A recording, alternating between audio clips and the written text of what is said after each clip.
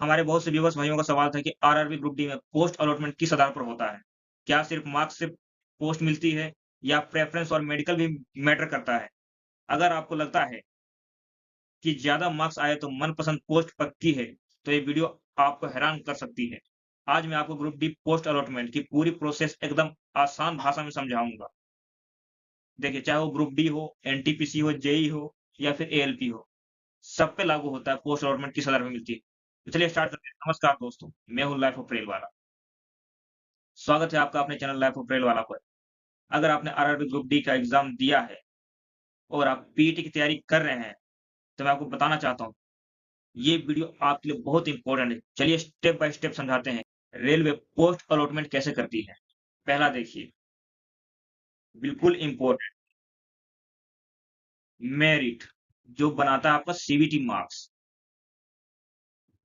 जिसका मार्क्स ज़्यादा और रैंक बेटर होती है, उससे पहले पोस्ट चूज़ करने का मौका मिलता है।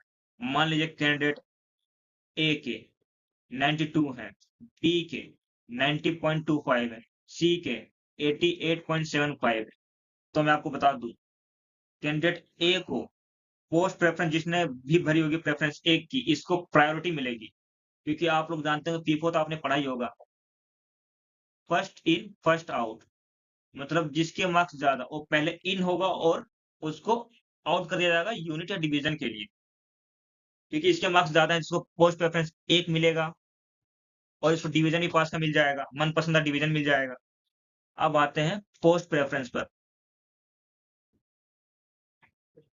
फॉर्म भरते समय आप जो प्रेफ़रेंस देते हैं, रेलवे उसको बहुत सीरियसली कंसिडर करती है।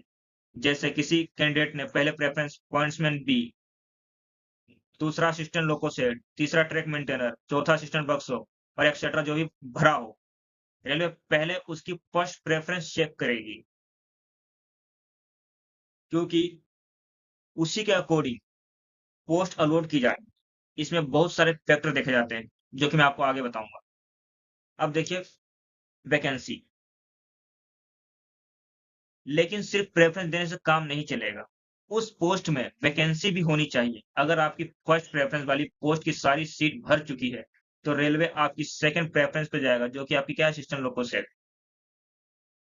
और अगर सेकंड भी फुल हो गई, तो थर्ड प्रेफ़रेंस पे जाएगा। ऐसे ही सीरियल वाइज़ नीचे की तरफ चलता रहता है। सिर्फ पोस्ट प्रेफ़रेंस भरने से नहीं होता दोस्तों। जैसे आपने पॉइंटमेंट भी भर दिया, मान लीजिए इसमें वैकेंसी है ही नहीं, आपने गलती से भर दिया, इसमें 0 वैकेंसी थी, तो क्या आपको ये सीट अलॉट होगी? नहीं होगी।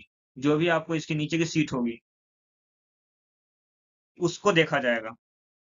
फिर उसके अकॉर्डिंग आपका मेडिकल स्टैंडर्ड देखा जाएगा कि आपका मेडिकल स्टैंडर्ड उस पोस्ट से मेल खा रहा है या नहीं, जो कि नेक्स्ट पॉइंट में है।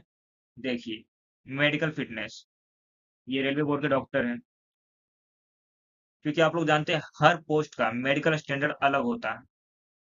अगर आप उस पोस्ट की मेडिकल रिक्वायरमेंट में फिट नहीं हुए, तो वह पोस्ट आपको नहीं मिलेगी। चाहे आप कुछ भी कर लीजिए या कितनी भी पैरवी लगवा लीजिए, आपको पोस्ट रेलवे द्वारा अलॉट नहीं की जाएगी।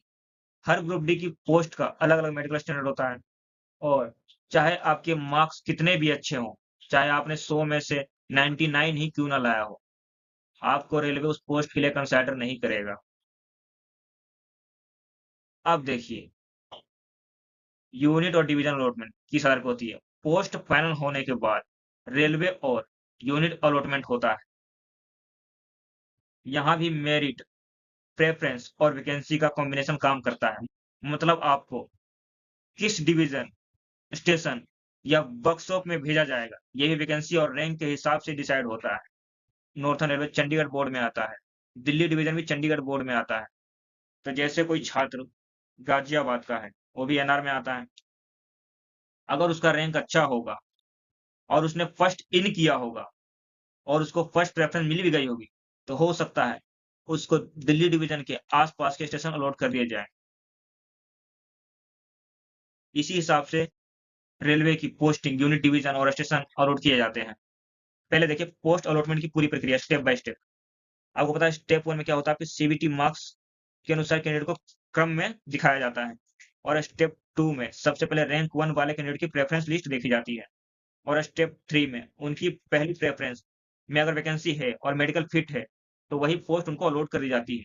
अगर नहीं है, तो उसकी प्रेफ़रेंस में दूसरी पोस्ट देखी जाती है, उसमें भी नहीं है तो उसकी तीसरी पोस्ट देखी जाती है। इसी तरह सभी स्टूडेंट का प्रोसेस चलता रहता है। अब देखिए पोस्ट लिस्ट, इस बार की भर्ती में कौन-कौन सी पोस्टें दी गई? आप लोगों को पता हो कुछ-कुछ पोस्टों को हटा दिया गया और जो ये सभी पोस्टें हैं, इस बार की भर्ती में केवल यही पोस्टें नोटिफ़िकेशन में आई थी। दोस्तों प्रेफ़रेंस भरते समय कभी भी जल्दबाज़ी मत करिए। अपने हिसाब से जो आपकी क्वालिफ़िकेशन है, उस अकॉर्डिंग पोस्ट को चूज़ करें। जैसे अगर आप टेक्निकल बैकग्राउंड से हैं, जैसे आपने आईटीआई डिप्लोमा किया है, तो टेक्निकल बैकग्राउंड वाले पोस्ट को ही प्रेफ़रेंस 1, 2, 3, 4 में रखें। अगर आपने सिर्फ़ 10th किया है, तो जैसे नॉन टेक पोस्ट अपना पॉइंट्समैन बी है।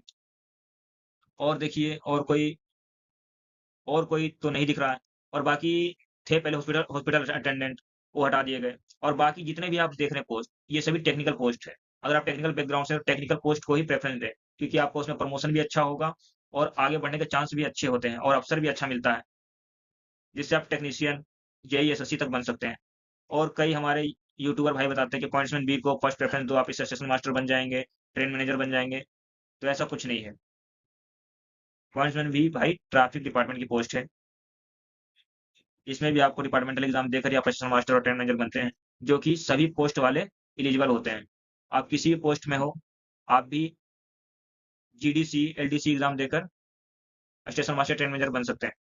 इसलिए मैं आपको बता दूँ, हमेशा अपनी पसंद और मेडिकल सूटेबिलिटी को ध्यान में रखिए और याद रखिए high rank equal to higher chance. जैसा आपका रैंक होगा, उतने ही चांस आपके ज़्यादा होंगे, लेकिन फाइनल अलॉटमेंट में merit plus preference, plus vacancy, plus medical fitness सभी फैक्टर मिलाकर काम करता है। अब देखिए, एक एग्ज़ाम्पल के तौर पे आपको बता देता हूँ। जैसे देखिए candidate A, candidate be, candidate C, candidate D, candidate ई, इनका रैंक देख लीजिए 1, 2, 3, 4, 5। जैसे कैंडिडेट ए ने इसका रैंक 1 है, पॉइंट्समैन बी भरा था, असिस्टेंट लोको सेल भरा था, ट्रैक मेंटेनर भरा था। अब देखिए पॉइंट्समैन बी में कितनी पोस्ट है, 2 पोस्ट हैं। और रैंक 2 का देखिए, इसने पॉइंट्समैन बी डाला, ट्रैक मेंटेनर डाला, असिस्टेंट वर्कशॉप डाला। तो देखिए पहला जिसने रैंक 1 वाले को देखिए, इसने पॉइंट्समैन बी डाला तो फर्स्ट प्रेफरेंस पे देखिए इसको रैंक 1 वाले को पॉइंट्समैन बी मिल गया। अब रैंक 2 वाले रैंक 2 वाले को देखिए, कैंडिडेट बी है, इसको भी पॉइंट्समैन बी मिल गया। अब अगर कोई रैंक 3 का पर्सन कैंडिडेट सोचेगा कि मुझे पॉइंट्समैन बी मिल जाए, तो ऐसा नहीं हो सकता क्योंकि आप लोग देख रहे हैं, पॉइंट्समैन में वैकेंसी कितनी थी? 2 और दोनों की दोनों सीटें अलॉट कर दी गई हैं। अब जो रैंक 3 वाला बंदा होगा, इसको पॉइंट्समैन बी नहीं दिया जाएगा। इसकी नेक्स्ट प्रेफ़रेंस देखी जाएगी, जैसे कि इसकी क्या दिख रही है? असिस्टेंट लोको सेल, ये इसको अलॉट करी जाएगी। इसी तरह पूरा पोस्ट अलॉटमेंट काम करता है। और एक इम्पोर्टेंट नोट आप सभी के लिए, प्रेफ़रेंस हमेशा सोच समझ कर भरें, जल्दबाजी में ना भरें। ना ही किसी यूट्यूबर भाई के कहने भरें कि ये प्रेफ़रेंस डालिए। अपनी अपनी क्वालिफ़िकेशन देखिए, आप किस बैकग्राउंड से आते हैं, आपका स्किल क्या है, उस हिसाब से अपनी पोस्ट प्रेफ़रेंस दीजिए। सिर्फ़ नाम नहीं, काम, स्थान और फ्यूचर को ध्यान में रखें। कितने लोग बोलते हैं ट्रैक मेंटेनर, ग्रेड 4 बहुत बेकार पोस्ट है। ऐसा कुछ नहीं है भाइयों, ये भी एक इंजीनियरिंग डिपार्टमेंट की पोस्ट है। इसमें भी प्रमोशन अच्छा खासा होता है, ठीक? नाम से काम डिसाइड ना करें। और रही मेडिकल फ़िटनेस, आप लोग जानते ही हैं, सभी पोस्टों का अलग-अलग मेडिकल स्टैंडर्ड है। जैसे कि पॉइंट्समैन बी का A2 है, इसी तरह अलग डिपार्टमेंट किसी का B2 है, किसी का C2 है, किसी का C1 है, किसी का B1 है।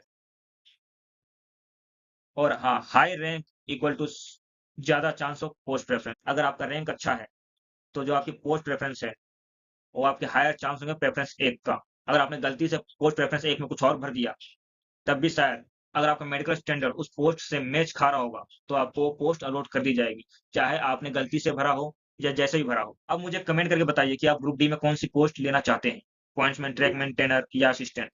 अगर वीडियो पसंद आई हो, तो लाइक करें, शेयर करें और रेलवे की इंपॉर्टेंट अपडेट्स के लिए लाइफ ऑफ रेल वालों को सब्सक्राइब करना बिल्कुल मत भूलिए। मिलते हैं अगली रेलवे अपडेट के साथ। जय हिंद, जय भारत।